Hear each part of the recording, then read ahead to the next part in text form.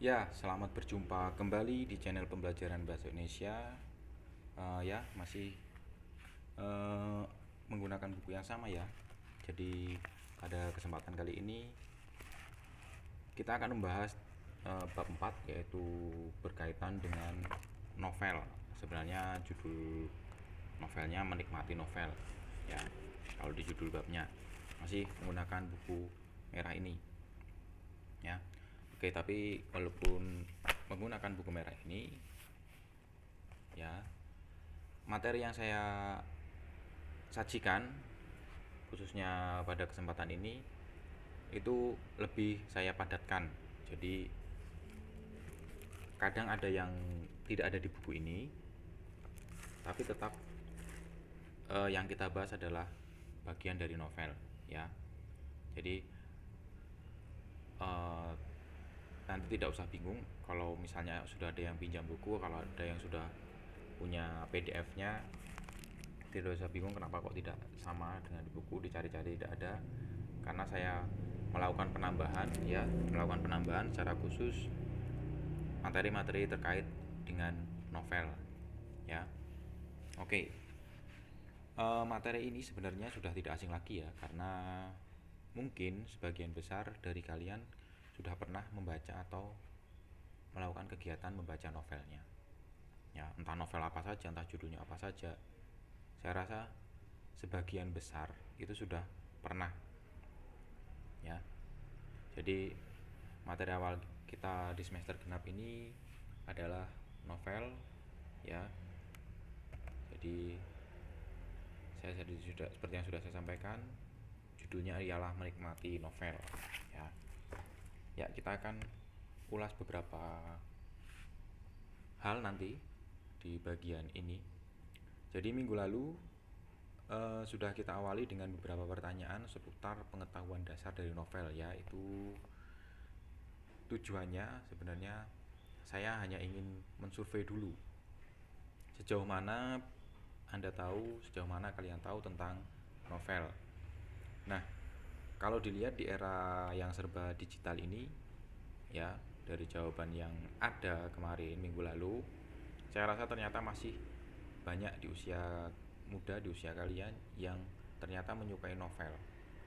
Ya, kalau saya lihat kemarin ya rentangannya mungkin sekitar 80-an persen lah ya. Kalau 80-an persen itu saya rasa di era saat ini, di era digital, masih mau membaca novel, terutama yang bukunya, itu sudah sangat bagus, ya, karena kebanyakan pasti menggunakan yang digital. Nah, mau membaca novel tentunya dengan alasan yang berbeda-beda, ya. Kemarin saya sudah lihat, saya sudah baca banyak alasan, ya. Mungkin ada yang karena tugas, memang karena tugas memang wajib, karena kewajiban. Ada yang penasaran karena mendengar cerita dari teman misalnya. Cerita tentang Dylan, novel Dylan itu bagus loh. Akhirnya kamu penasaran, bagusnya kayak apa sih? Dicari novelnya, terus dibaca. Setelah dibaca dapat satu halaman, penasaran, diteruskan sampai selesai. Ada yang seperti itu. Atau ada yang memang menyukai jalan ceritanya. Nah, tadi setelah dengar dari teman, terus ceritanya senang, ya, bisa menikmati ceritanya, akhirnya bisa menyelesaikannya, ya. Atau alasan-alasan yang lainnya, banyak sekali alasan kenapa seseorang mau membaca novel, apalagi sampai membaca selesai, ya. Tapi intinya di sini novel ternyata memang tidak lekang oleh waktu, ya. Dari zaman ke zaman, sudah dari dulu novel itu ada, bahkan sampai sekarang pun novel masih diminati, ya, sebagian besar orang. Ingat ya, sebagian besar. Jadi kalau yang tidak, masih ada yang tidak suka novel, itu hanya yang sebagian kecilnya, ya. Nah, untuk menambah wawasan terkait tentang novel tersebut, di sini saya akan menambahkan atau memberikan penjelasan dasar dari novel itu sendiri, ya, dari novel itu sendiri, ya. Tapi sebelumnya, mari kita lihat apa saja yang akan dibahas kalau menurut buku ini, ya. Kalau menurut buku saja yang akan dibahas berkaitan dengan novel. Ya, kita akan lihat. Ini ya. Bagian pertama itu menafsir pandangan pengarang terhadap kehidupan dalam novel. Bagian kedua menganalisis isi dan kebahasaan novel. Yang bagian ketiga menyajikan hasil interpretasi pandangan pengarang. Kemudian yang bagian keempat merancang novel dengan memperhatikan isi dan kebahasaan. Nah, nanti yang akan dibahas judulnya akan berbeda dengan yang ini ya, karena memang saya sajikan dengan cara yang berbeda, tapi intinya sebenarnya masih menjelaskan hal yang sama. Jadi nanti tidak usah bingung apabila di sini kerangkanya seperti ini kemudian saya menjelaskannya berbeda, itu tidak usah bingung ya, intinya tetap sama. Karena kalau saya harus menjelaskan ini durasinya akan semakin panjang ya. Lihat, ini aja satu bab masih ada subbabnya lagi ya, jadi akan sedikit panjang. Nah, kemudian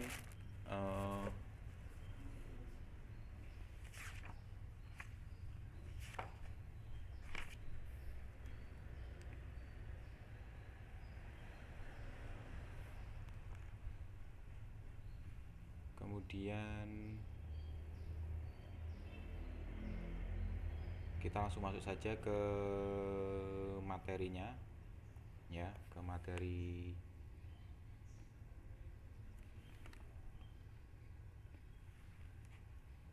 novel.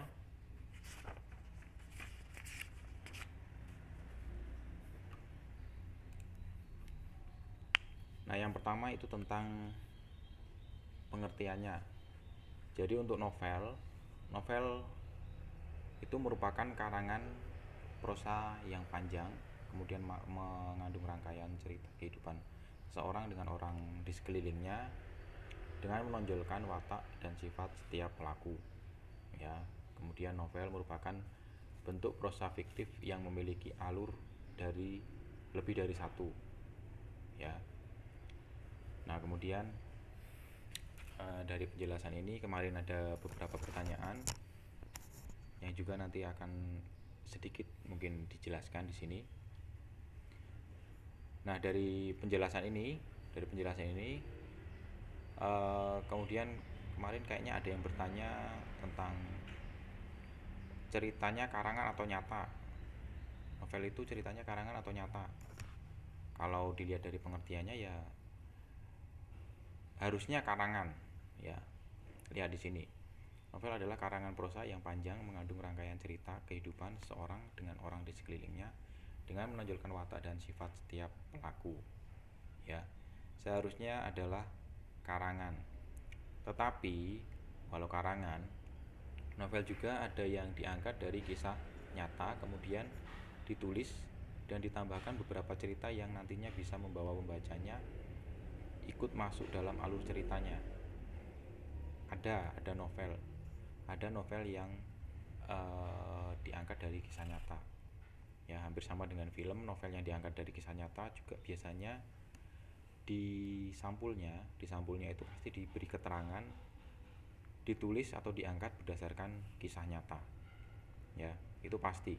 Kalau suatu cerita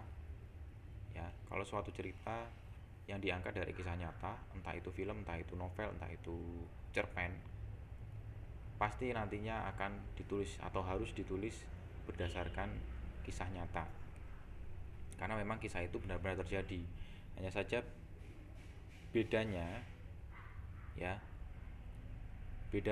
kalau di novel atau film yang berdasarkan kisah nyata itu akan ditambahkan rangkaian kata atau kalimat yang menarik supaya bisa menggugah emosi pembacanya. Nah, di sini saya akan bercerita sedikit. Itu memang ada, saya pernah baca cerita,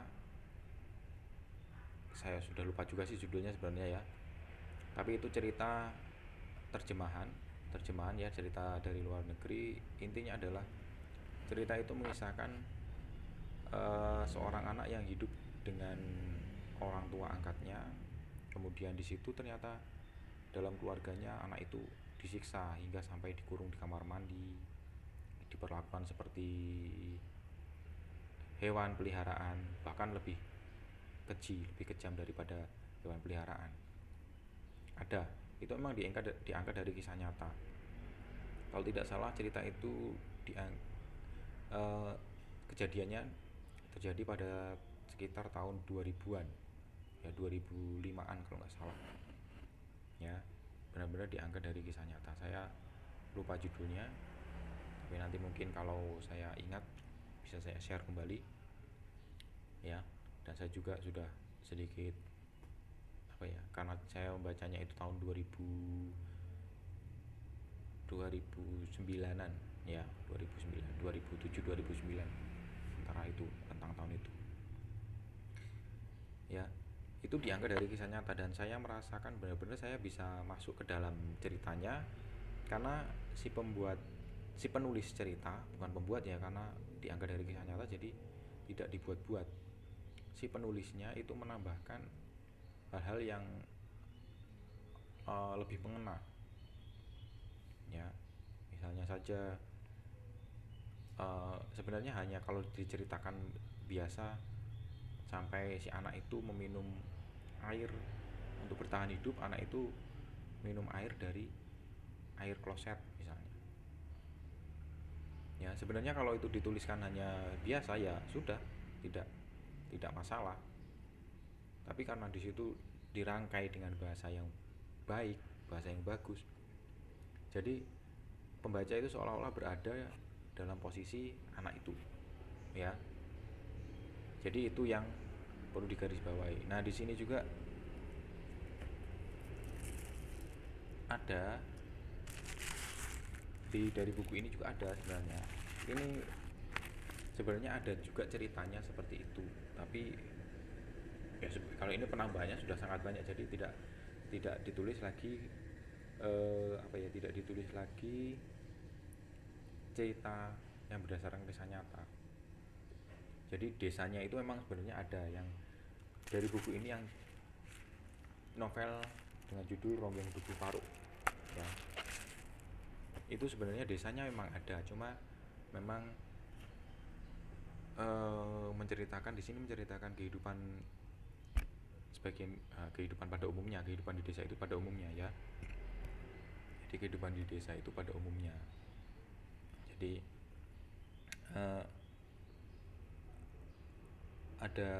memang ada tempat yang diceritakan kemudian tapi tidak berdasarkan kisah nyata, ya. Ini juga sudah difilmkan, Ronggeng Duku Faruk ini sudah difilmkan dengan judul Sang Penari kalau tidak salah, ya. Jadi ada beberapa novel yang memang sudah difilmkan, ya.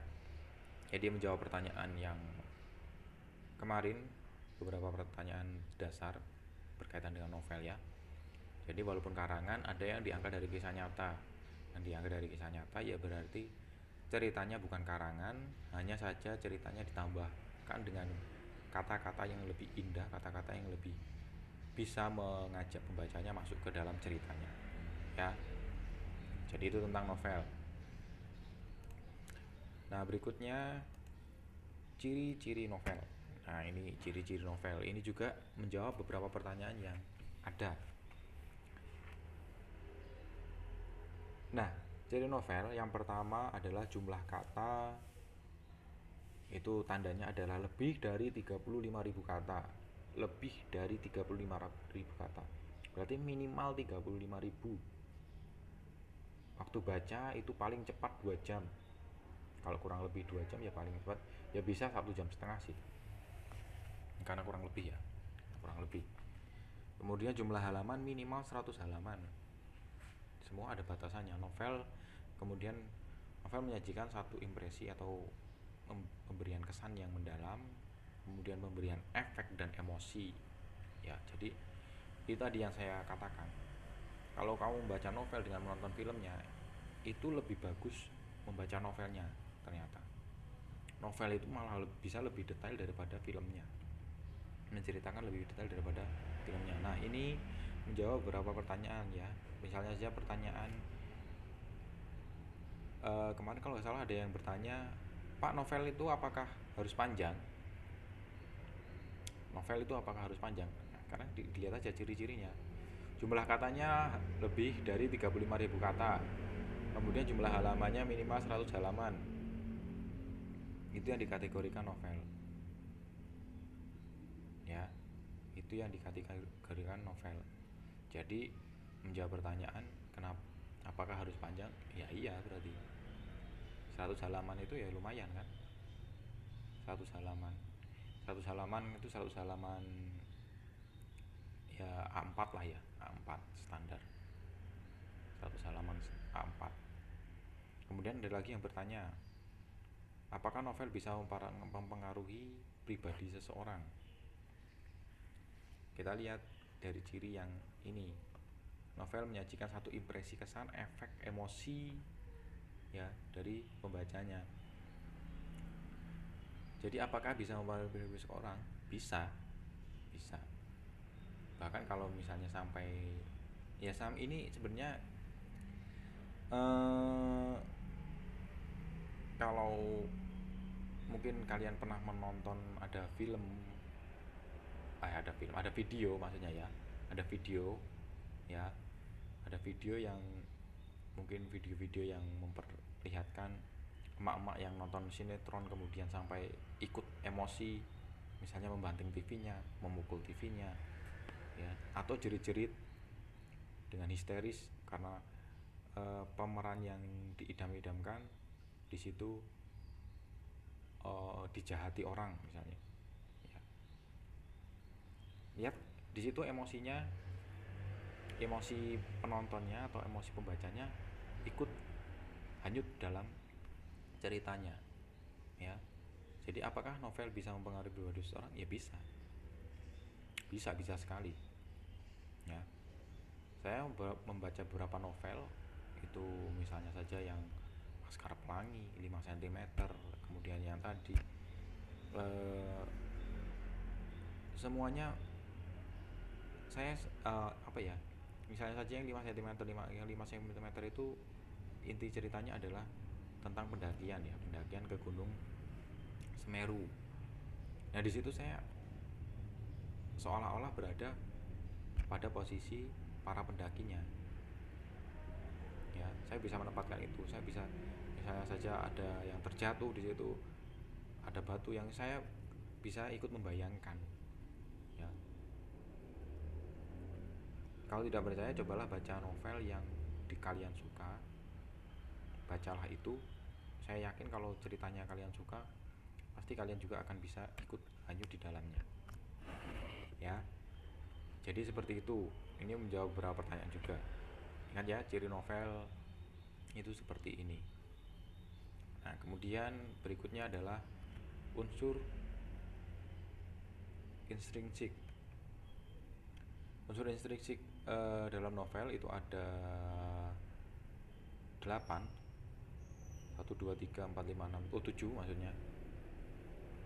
Ya, ada 7. Ada 7 unsur. Yang pertama tema.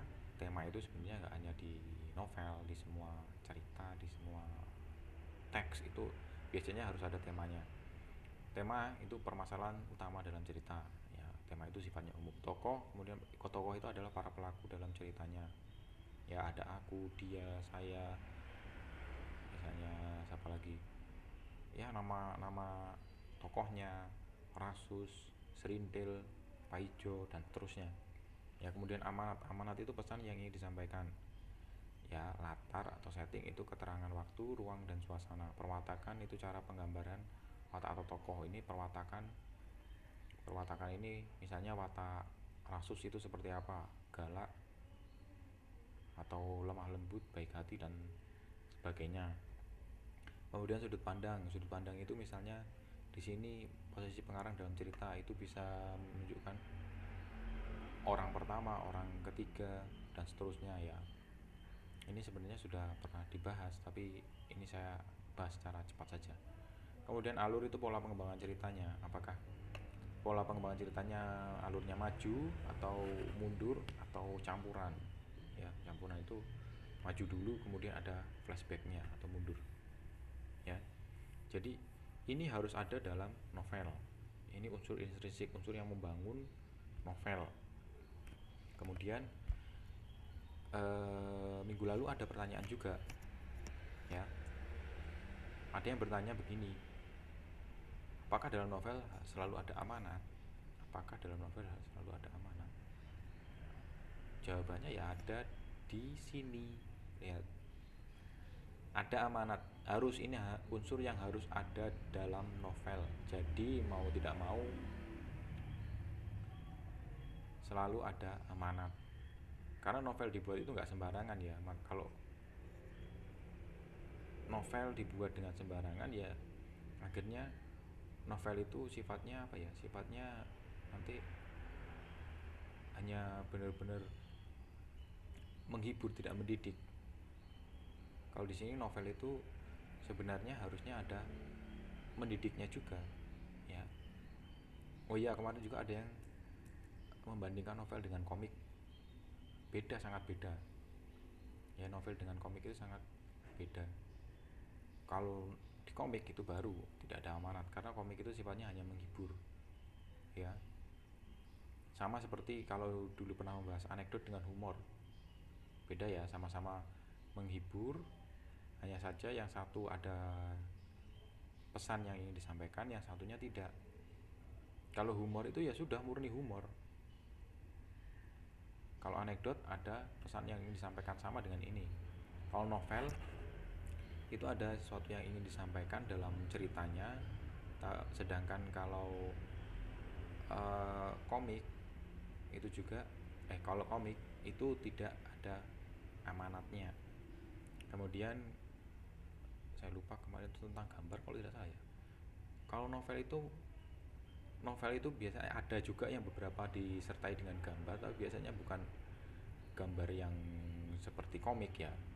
Kalau komik itu kan gambar yang pelakunya melakukan sesuai dengan apa yang diucapkan dalam komiknya. Kalau ini enggak, biasanya malah hanya tulisan, ya. Jadi sangat beda novel dengan komik, tidak bisa disamakan sama sekali, jauh sekali. Ya, jadi itu unsur intrinsik. Nah, berikutnya sudah ada unsur intrinsik, kemudian unsur ekstrinsik. Unsur ekstrinsik itu unsur yang membangun dari luar. Jadi unsur membangun cerita yang dari luar ceritanya, ya. Nah, unsur ekstrinsik apa saja? Yang pertama adalah nilai dalam cerita, kemudian latar belakang kehidupan pengarang. Jadi ini biasanya cerita itu ditulis biasanya ada hubungannya juga dengan pengarangnya. Misalnya pengarangnya itu lulusan akademi apa ya, misalnya akademi lulusan pertanahan misalnya lah ya. Pasti biasanya dia membuat ceritanya ya berdasarkan inspirasi dia ke suatu tempat, kemudian lihat tanah ini seperti ini, kemudian dibuat cerita. Kemudian situasi sosial ketika cerita itu dibuat, ya. Bagaimana misalnya membuatnya saat situasi Covid seperti ini, ya. Jadi ceritanya pasti mengandung hal-hal yang berkaitan dengan Covid atau penyakit atau pagebluk. Nah, kalau bahasa Jawa, kalau orang Jawa bilang pagebluk, ya. Tentang bencana misalnya, ya. Jadi seperti itu. Nah, kemudian nilai-nilai dalam cerita itu nilai apa saja? Yang biasanya ada nilai agama, sosial, moral, budaya. Sebenarnya masih banyak lagi ya nilai-nilai yang lain. Ini hanya garis besarnya saja lah contohnya. Nilai agama ya berarti berkaitan dengan kehidupan keagamaan. Nilai sosial, moral, budaya, tentang budaya. Nah, ini juga biasanya nilai-nilai ini itu bisa dalam satu cerita itu bisa sangat kompleks, semua nilai ada itu bisa. Apalagi novel, cerpen saja bisa, apalagi novel, ya. Sebenarnya novel dengan cerpen juga mirip-mirip. Ya, bisa dilihat di penjelasan saya di cerpen itu ada, ya. Ya, kita lanjut ya. Kemudian struktur novel. Nah, struktur novel itu ada 6 Ada 6 struktur. Yang pertama abstrak. Abstrak itu digunakan sebagai gambaran awal cerita. Ya, ini hanya menggambarkan secara umum tentang ceritanya bagaimana. Kemudian orientasi. Orientasi itu pengenalan tokoh dan latarnya. Jadi tokohnya siapa saja, tempatnya di mana, waktunya kapan, itu diceritakan. Sudah mulai ada gambaran. Komplikasi itu mulai munculnya konflik, ya, hingga bagian puncak cerita atau bagian konflik puncaknya. Kemudian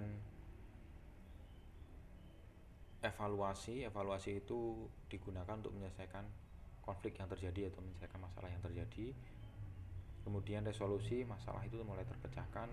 Kemudian koda itu biasanya digunakan pengarang untuk menuliskan pesan moral dari cerita yang dibuat, ya. Jadi seperti itu.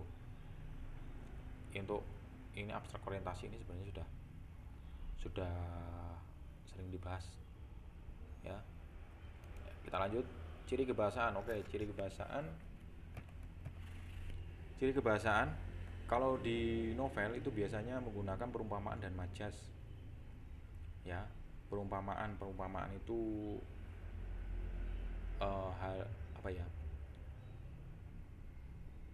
kalimat yang ditulis supaya untuk menyampaikan sesuatu dengan cara yang lebih indah, lebih santun, lebih sopan, ya. Perumpamaan misalnya saja, anak itu bagaikan tong kosong berbunyi nyaring.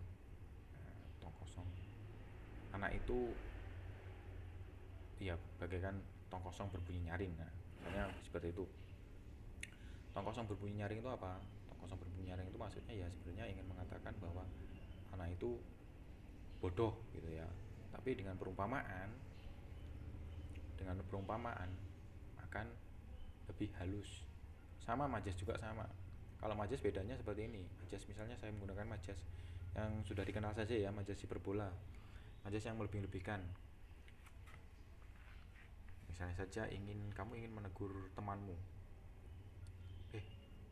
Temanmu ketika itu waktu itu sedang menyanyi, tapi kamu ingin menegurnya, suaranya itu sebenarnya tidak enak didengar, tapi kamu ingin menegurnya dengan menggunakan majas hiperbola misalnya.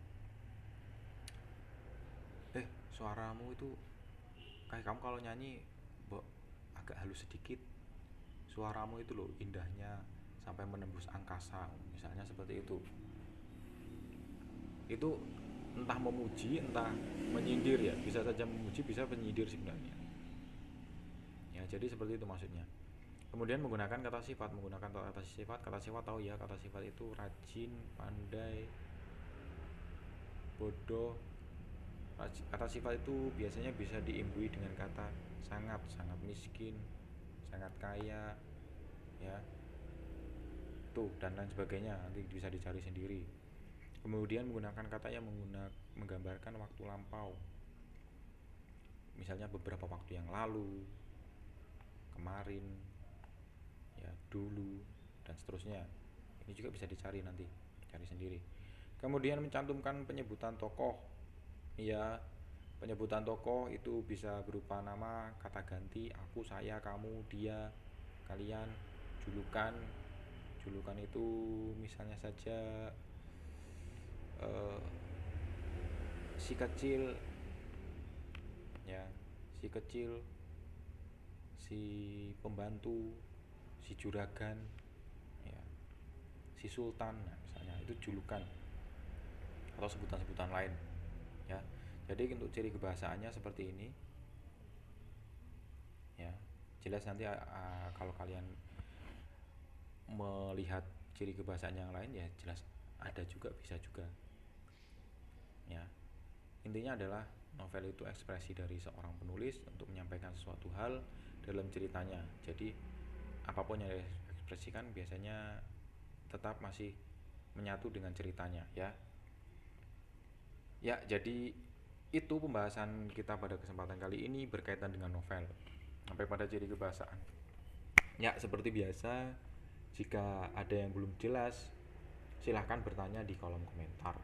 Ya, silahkan bertanya di kolom komentar. Kemudian jangan lupa untuk absen di kolom komentar. ya.